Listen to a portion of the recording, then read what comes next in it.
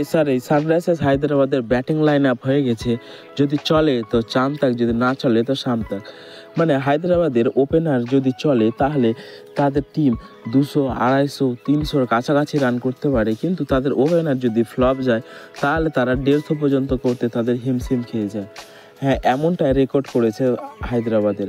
কারণ এসআরএইচ হায়দ্রাবাদ যে এর প্রথম ম্যাচটা খেলেছিল সেটা দেখে মনে হয়েছিল যে আইপিএলে এবার তারা 300 রান করেই ছাড়বে 20 ওভারে, কিন্তু কই পারলো। পরপর 5টা গেম হয়ে গেল, 5টা গেম হয়ে গেছে, আর 5টা গেমের মধ্যে হায়দ্রাবাদ শুধুমাত্র প্রথম ম্যাচে ভালো পারফর্ম করেছে এবং তারা খাতরা খেলেছে, কিন্তু তারপরে 4টা ম্যাচ তারা স্ট্রাগল করেছে।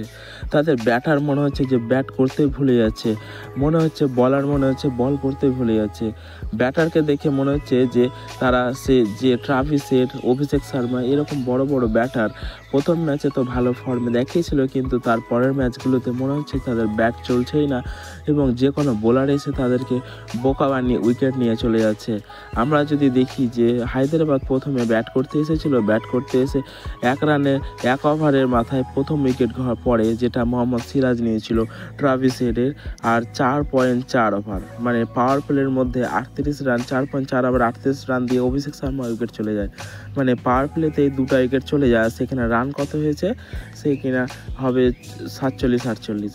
আর তারপরে যে 3টা উইকেট পড়ে, 3 নম্বর উইকেট, সেটা ঈশান কিষান 7 ওভার 2 বলে 50 রান ঈশান কিষান করে যায়। আর তারপরে কিছুটা হলেও 50 রানের পার্টনারশিপ করেছিল নীতিশ কুমার রেড্ডি আর হেনরি ক্লাসেন।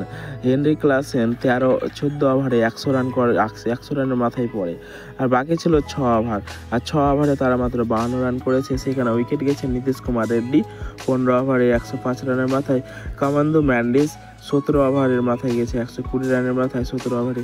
আর অনিকেত বার্মা যে ফ্লপ যায় 18.4 ওভারে 135 রানের মাথায় গেছে। আর ইম্প্যাক্ট প্লেয়ার হিসাবে যাকে খেলানো হয়েছিল সমরজিৎ সিং, সেও কিনা 135 রানের মাথায় তার উইকেট হারিয়ে ফেলে। আর এইরকমই তারা একদম লো স্কোরিং ম্যাচ করে ফেলেছে গুজরাট টাইটান্সের সামনে। আমরা যদি দেখি যে হায়দ্রাবাদের দিক থেকে অভিষেক শর্মা আর ট্রাভিস হেড ওপেন করতে এসেছিল। ট্রাভিস হেড ওপেন করতে এসে মাত্র 5 বলে 2টা 4 মেরেছে, আর 8 রান করে এসে ফিরে গেছে মোহাম্মদ সিরাজের বলে। আর তারপরে অভিষেক শর্মা ফিরে গেছে মোহাম্মদ সিরাজের বলে 16 বলে 18 রান করে। আর তারপরে ঈশান কিষান কিছুটা হলেও খেলা ধরেছিল, কিন্তু ভাবছিলাম যে হয়তো ঈশান কিষান নীতিশ কুমার রেড্ডি ম্যাচটা শেষ করবে, কিন্তু পরবর্তীতে ঈশান কিষান আউট হয়ে যায় মাত্র 14 বলে 17 রান করে। আর তারপরে নীতিশ কুমার রেড্ডি 34 বলে 31 রান করেছে। তার স্ট্রাইক রেট একদম টেস্টের মতো, কারণ এসআরএইচ ব্যাটাররা যদি আগে আমরা ভাবতাম যে আগে ব্যাট করলে হয়তো তারা 300 ঠোকার টার্গেট রাখে, কিন্তু তারা দেখছি যে তারা কিছুই করতে পারছে না। হেনরি ক্লাসেন শুধুমাত্র এমন একটা প্লেয়ার যে কিনে 142 স্ট্রাইক রেটের উপরে রান ছিল, স্ট্রাইক রেট ছিল। হেনরি ক্লাসেন 19 বলে 27 রান করেছে। আর অনিকেত বার্মা এই ম্যাচে ফ্লপ যায় 14 বলে 18। আর প্যাট কামিন্স শেষের দিকে এসে 9 বলে 22 রান করে। আর মোহাম্মদ সামি এসে একটা 4 মেরে এবং 2 বলে 6 রান করে। আর তার ফলে এসআরএইচ সানরাইজার্স হায়দ্রাবাদ 20 ওভার শেষে 152 রানের টার্গেট দিতে পেরেছিল গুজরাট টাইটান্সকে। কিন্তু এই যে টার্গেট, এটা কি আদৌ মানে কাফি ছিল গুজরাট টাইটান্সের দিক থেকে? কারণ গুজরাট টাইটান্সে যেমন বোলার তেমন ব্যাটার এবং তেমন অলরাউন্ডার, আর যাকে ইম্প্যাক্ট প্লেয়ার হিসাবে খেলানো হয় সেও ভালো খেলে।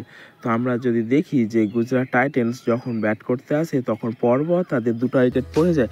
সাই সুদর্শন মাত্র 9 বলে 5 রান করেছিল এবং জস বাটলার 3 বলে 0 ডাক করে আউট হয়ে যায় জস বাটলার। কিন্তু তারপরেও যেভাবে ম্যাচটাকে এগিয়ে নিয়ে গেছে শুভমান গিল, আর আজকে আমাকে সবচেয়ে বেশি অবাক করেছিল ওয়াশিংটন সুন্দরের মতো বোলারকে, যে কিনা শুভমান গিল ভালোভাবে ব্যবহার করতেই পারেনি। তাকে মাত্র একটা ওভারও দেওয়া হয়নি, তাকে শুধুমাত্র ব্যাটিং হিসাবে খেলানো হয়েছে এবং ব্যাটার হিসাবে যে খেলানো হয়েছে তবুও তাকে একদম টপে মানে 3-4-এর দিকে প্রমোট করা হয়েছে। এবং ওয়াশিংটন সুন্দর দেখিয়ে দিয়েছে যে কেন তাকে প্রমোট করা হয়েছে 3-4-এর মধ্যে। কারণ ওয়াশিংটন সুন্দর এই ম্যাচে মাত্র 29 বলে 49 রান করেছে, 2টা ছক্কা 5টা 4-এর সাহায্যে। আর 1 রান করতে পারলেই হয়তো 50 করে ফেলতো ওয়াশিংটন সুন্দর, কিন্তু ব্যাড লাক মোহাম্মদ সামির বলে ক্যাচ আউট হয়ে যায়। আর তারপরে ইম্প্যাক্ট ফেলতে এসেছিল স্যাম রাদারফোর্ড। আজকের ম্যাচে গ্লেন ফিলিপসকে ফিল্ডিং করানো হলেও ইম্প্যাক্ট প্লেয়ার হিসাবে পাঠানো হয় শেন রাদারফোর্ডকে। West Indies batter Shane Rutherford মাত্র 16 বলে 35 রান করেছে। সে জানিয়ে দিয়েছে যে তাকে কেন ইম্প্যাক্ট প্লেয়ার হিসাবে পাঠানো হয়েছে। সে একটা ছক্কা 4টা চারের সাহায্যে তার স্ট্রাইক রেট ছিল 218। আর এইভাবেই গুজরাট টাইটেন্স ম্যাচটা 153 রান করে ফেলে মাত্র 16 ওভার 4 বলেই। তো গুজরাট টাইটেন্সের দিক থেকে আমরা যদি দেখি সবচেয়ে ভালো বল করেছে মোহাম্মদ সিরাজ যে কিনা আরসিবির প্লেয়ার। আরসিবিতে সে রয়্যাল হিসাবে খেলতো এবং আরসিবির দিক থেকে মোহাম্মদ সিরাজ কোনোদিন ভাবতে পারেনি যে অন্য ফ্র্যাঞ্চাইজি থেকে তাকে খেলতে হবে, কিন্তু অন্য ফ্র্যাঞ্চাইজি যখন 12 কোটি টাকাতে কিনে নেয়, মানে গুজরাট টাইটেন্স যখন মোহাম্মদ সিরাজকে কিনে নেয়, তারপরে থেকে দেখা যায় আসল খেলা। কারণ মোহাম্মদ সিরাজের মতো বোলার যেমন আরসিবির দিক থেকে সেরকম পারফর্ম করতে পারছিল না, খুব কম উইকেট নিয়েছিল এবং কুত্তার মতো মার খেয়েছিল। সেই বোলিংকে আশিস নেহরা একদম প্রেফার বা একদম বেস্ট করে পাঠিয়েছে। কারণ আশিস নেহরা এমন একটা এক্সপিরিয়েন্স যেখানে কিনা যে কোনো বোলার বা যে কোনো ব্যাটার, হ্যাঁ, যে কোনো মানে বোলারই ভালো বল করে এবং তাদের স্ট্রেংথ এবং যার দ্বারা যেটা দরকার সেখানে করানো হয়। মোহাম্মদ সিরাজ এ ম্যাচে 4 ওভারে 17 রান দিয়ে 4টা উইকেট পেয়েছে। আর ইশান্ত শর্মা তো 4 ওভারে 53 রান, সে একটু মহঙ্গা হয়েছে। আর প্রসিদ্ধ কৃষ্ণা 25 রান দিয়ে 2টা উইকেট নিয়েছে। প্রসিদ্ধ কৃষ্ণা এমন একটা বোলার যে কিনা মিডল ওভারে এসে তাদের কমর ভেঙে দিচ্ছে যে কোনো টিমের। প্রসিদ্ধ কৃষ্ণা বল করে একদম উইকেট টু উইকেট এবং নিজের লেন্থ ছাড়ে না এবং তার জন্যই হয়তো সফল হতে পারছে প্রসিদ্ধ কৃষ্ণা। কলকাতাতে যখন ছিল তখন প্রসিদ্ধ কৃষ্ণা অতটা কার্যকর সাবিত হচ্ছিল না, কারণ সেখানে হয়তো সে ভালোভাবে বল মানে হয়তো ফ্রিডম দিতে পারছিল না। কিন্তু প্রসিদ্ধ কৃষ্ণা আশিস নেহরার আন্ডারে এসে ভালো খেলছে এবং সে 4 ওভার 25 রান 2টা উইকেট নিয়েছে। রাশিদ খান মার খাচ্ছে প্রত্যেকটা ম্যাচে। প্রথম দিকে আমরা যদি দেখি রাশিদ খান খুব ভালো বল করতো, কিন্তু এখন রাশিদ খান মার খাচ্ছে কারণ রাশিদ খানকে পড়ার মতো ব্যাটার চলে এসেছে। আর সবচেয়ে যেটা ইম্পর্টেন্ট সেটা হলো রায় কিশোর। স্পিন ডিপার্টমেন্ট রাশিদ খান চলুক বা রায় কিশোর, দুটার মধ্যে একটা চললে গুজরাট টাইটেন্স যে কোনো টিমের দম বন্ধ করে দিতে পারে।